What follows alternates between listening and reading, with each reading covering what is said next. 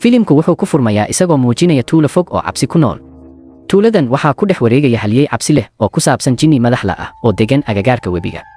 waxaa la sheegaa in makhluuqan uu ugaarsado qof kasta oo ku dhiirada inuu u soo dhowaado isagoo madaxa ka gooya dhibanayaashiisa kadibna jidhadka madaxlada ah ku tuura webiga. markii hore waxaa loo arkay wax aan ahayn hal abuur, laakiin si tartiib ah ayay dhibanayaashu u soo dhaceen. dadku way cabsiyeen mana ku dhiiran jirin inay webiga u dhowaadaan. qof kasta muusig oo lumi jiray ama si taxadar la'aan ah halkaas u tegi jiray waxaa hadhow la heli jiray isagoo dhintay xaalad naxdin leh madaxla. mar kasta oo tuulo degan uu maqnaado, tuulooyinkii waxay isla markiiba go'aamin jireen in jinnigu mas'uul ka yahay. ilaa maalin maalmaha ka mid ah, cabsidani waxay ku dhacday haweeney dhalinyaro ah oo lagu magacaabo Ninga, oo aan si fudud ugu magacaabayno Naga. Naga waxay u libdhay iyadoon raq lahayn. kabteeda waxaa laga helay dhinaca webiga, laakiin jidhkeeda weligiis lama helin. tuuladii oo dhan waxay isku dhiibtay rumaynta ah in Naga uu la tegay jinni webiga ah. cidna kuma dhiiranin inay raadiso. xitaa Liam, odaygii tuulada, wuxuu u muuqday mid indhaha ka daaweynaya. si kastaba ha ahaatee, hal qof ayaa diiday inuu rumaysto. waxay ahayd Moon, eedadoodii Naga. Moon waxay ku qanacsanayd in abtideed ay weli nooshahay, ama ugu yaraan ay jirtay sharaxaad macquul ah oo ka dambaysay dhammaan dhacdooyinkan. maadaama aanay jirin tuulo degan oo doonaysa inay caawiso, Moon waxay ugu dambayntii gargaar xirfad leh ka codsatay magaalada. baare gaar ah oo lagu magacaabo Detective Ken Muusig. dhowr maalmood kadib, Ken wuxuu yimid tuulada. sumcadiisa ah inuu xalliyo kiisaska adag waxay ahayd mid horay loo yaqaanay. si kastaba ha ahaatee, isla markii uu cagta dhigay halkaas, wuxuu isla markiiba dareemay jawiga cabsida ee ku xeeran tuulooyinka. Ken wuxuu si degdeg ah u raadiyey Moon, wuxuuna ogaaday inay joogtay guriga odayga tuulada, Liam. markii uu yimid, Ken wuxuu goobjoog ka ahaa dhacdo aan wanaagsanayn. odaygii tuulada wuu diiday inuu la kulmo Moon, waardiyaashiisuna waxay ula dhaqmeen si qalafsan. Ken wuxuu isla markiiba soo dhex galay, wuu joojiyey waardiyaashii, wuxuuna Moon ka kaxeeyey meeshii. kulankan wuxuu Ken siiyey calaamad hore oo ah in wax qaldan ay ka jiraan awoodda tuulada. Moon waxay si qoto dheer ugu faraxday inay aragto Ken. iyada, Ken wuxuu ahaa rajada keliya ee ay ku heli karto abtideed, Naga. tallaabadii ugu horreysay ee baaritaanka waxay ka bilaabatay guriga Naga. halkaas Ken wuxuu kula kulmay B, oo ah aabbaha dhalay Naga. markii la weydiiyey markii ugu dambaysay ee uu arkay gabadhiisa, jawaabta Ba waxay ahayd mid naxdin leh. halkii uu ka muujin lahaa walaac, Ba wuxuu ahaa mid shaki qaba. wuxuu ka shakiyey in Naga ay la carartay nin kale maadaama jidhkeeda aan weligiis la helin. markii ay maqashay eedayntan, Moon way xanaaqday, laakiin waxay ku guulaysatay inay xakamayso shucuurteeda. Moon waxay markaa Ken ku martiqaaday inuu kormeero qolka Naga. markii ugu horreysay, qolku wuxuu u muuqday mid hagaagsan. si kastaba ha ahaatee, indhaha fiiqan ee Ken waxay qabteen waxyaab leh. waxaa dhulka yaalay jajab ka mid ah faas ubax ah. Moon waxay sharaxday in tani ay ahayd wax la yaab leh. Naga waxay ahayd tolayad mana lahayn hiwaayad ah inay ururiso faasaska ubaxa. haddaba xaggee ka yimaadeen jajabyadan faaska aan la garanayn? Kon wuxuu markaa weydiiyey haddii ay dhaceen wax dhacdooyin la yaab leh dhowaan. Moon waxay xusuusatay wax. dhowr maalmood ka hor, tuug ayaa guriga soo galay. Naga way qabatay oo iska caabisay, iyadoo dhaawacday gacanta tuuga. si kastaba ha ahaatee, maadaama waxba aan la xadin, dhacdadaas si dheeraad ah looma raacin. Ken wuxuu tan qoray: tuug fashilmay, jajab faas ah oo qarsoodi ah, iyo muusig aabe aan dan ka lahayn. tani ma ahayn kiis qof maqan oo caadi ah. iyadoo tilmaamaha guriga aanay meelna u horseedin, Ken wuxuu go'aansaday inuu aado goobta dembiga ugu weyn, kaymaha u dhow webiga, halkaas oo Naga ay ku libdhay. goobta laga helay kabaha Naga, muusig, Ken wuxuu ka helay caddaymo jireed oo ah nooc abuur geed la yaab leh. Ken wuxuu abuurkii u keenay wadaadkii tuulada si loo aqoonsado. wadaadku wuxuu sharaxay inuu ahaa abuur geed leh saamayn sakhraamin ama suuxdin. si kastaba ha ahaatee, wadaadku wuxuu sidoo kale soo saaray digniin adag. haddii Ken uu rumaysan yahay in Naga ay dad qaateen, marka uu si qaldan u maleeyey. tuuladii oo dhan waxay ogaayeen in tan ay tahay shaqadii jinni madaxlada ahayd.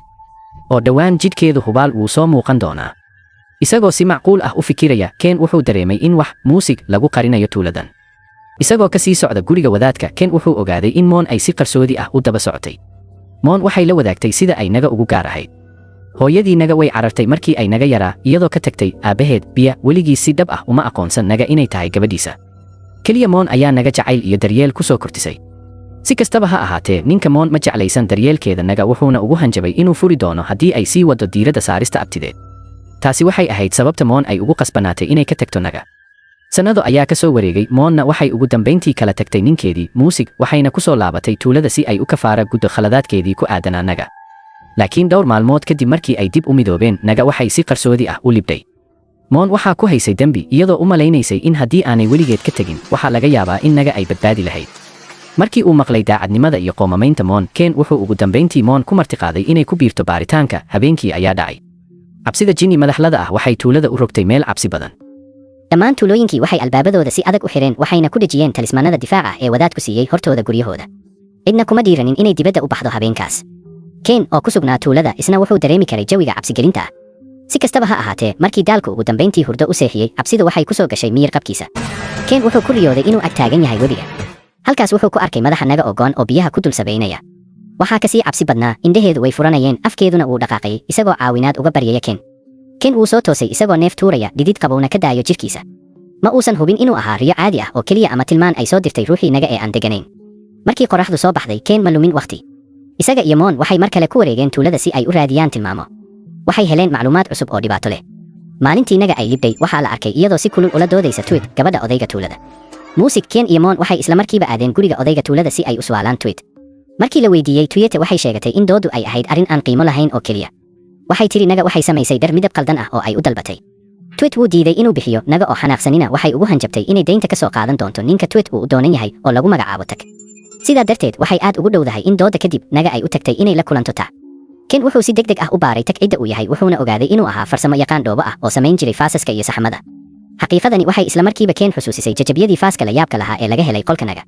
Waxay aad ugu dhowdahay in faaska ubaxa uu sameeyey Tag. Shakigii hadda wuxuu si xooggan ugu sii jeeday isaga.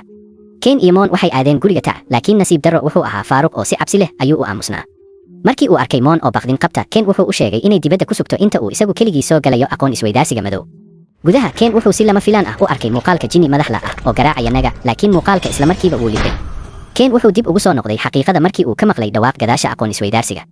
Wuxuu halkaas u orday wuxuuna ugu dambayntii la kulmay Tag. Isagoon ka labalabaynin, Ken wuxuu Tag ku eedeeyay inuu ka dambeeyey libditaankii naga, wuxuuna su'aal ka keenay xiriirkiisa iyada. Isagoo xaalad adag ku jira, Tag wuxuu ugu dambayntii qirtay sirta. Wuxuu qirtay inuu dhab ahaantii jeclaa naga, wuxuuna barnahay inuu joojiyo guurkiisa Tweet si uu guursado iyada. Muusig, si kastaba ha ahaatee, jacaylkooda waxaa hor istaagay ogolaansho iyo hanjabaadyo. Tag wuxuu yiri markii odaygii tuulada iyo qoyskiisu ay ogaadeen xiriirkaas, waxay ugu hanjabeen inay burburin doonaan nolosha Tag iyo naga labadaba haddii uu ku dhiirado inuu burburiyo guurka. Markii ay maqleen qirashada Tag, Ken iyo Mon waxay ku soo gabagabeeyeen in qoyska odayga tuulada ay noqon karaan dambiilayaasha dhabta ah ee naga libdiyey si ay u difaacaan Muusig sharaftooda. Waxay ku laabteen gurigii odayga tuulada, halkaas oo Liam, xaaskiisa Fang iyo gabadhooda Tweet lagu su'aalay. Waxay qirtay inay ka xanaaqsanayeen Tag, laakiin waxay beeniyeen inay naga waxyeello u geysteen. Beddelkeeda, Tweet waxay daaha ka qaaday xaqiiqo cusub oo naxdin leh. Waxay tiri Tag wuxuu ahaa beenaale.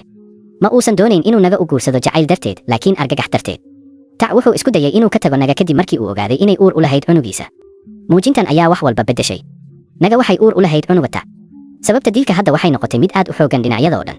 Marka hore, Tag waxaa laga yaabaa inuu dilay naga si uu u baabiyo caddaymaha xiriirka iyo cunuga aan la rabin si uu weli u guursado gabadha taajirka ah ee odayga tuulada. Muusig, marka labaad, qoyska odayga tuulada waxaa laga yaabaa inay dileen naga si ay u ilaaliyaan sharaftooda si guurkii gabadhooda uusan ugu burburin fadeexad uur leh. Si kastaba ha ahaatee, waxaas oo dhan waxay weli ku salaysnaayeen dembi, iyada oo aan jirin caddaymo jireed. Ken wuxuu markaa xusuustay tilmaan la iska indha tiray oo ah tuugii. Dhowr maalmood ka hor inta aysan naga libdayn, gurigeeda waxaa soo galay tuug si la yaab leh, waxba uusan uga xadin laakiin la dagaalamay naga, isagoo dhaawacday gacantiisa.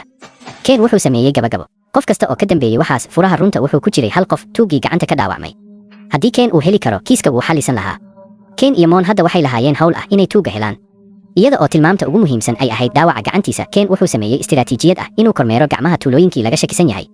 Muusig, raadinta waxay ugu dambayntii miro dhashay markii ay heleen nin lagu magacaabo Tong oo ahaa dambiile soo noqnoqda oo uu odayga tuulada ka saaray xuduudaha tuulada sababtoo ah xatooyadiisa joogtada ah. Markii la baaray, Tong wuxuu gacantiisa ku lahaa dhaawac cusub. Baaritaankii Ken kadib, Tong wuxuu ugu dambayntii isdhiibay, wuxuuna qirtay in isaga uu ahaa kii soo galay guriga naga habeenkaas. Booliiska xitaa waxay ka heleen jijimaha naga aqalkiisa caddaymo ahaan. Si kastaba ha ahaatee, markii Ken uu weydiiyey cidda ku siisay inuu dilo naga, Tong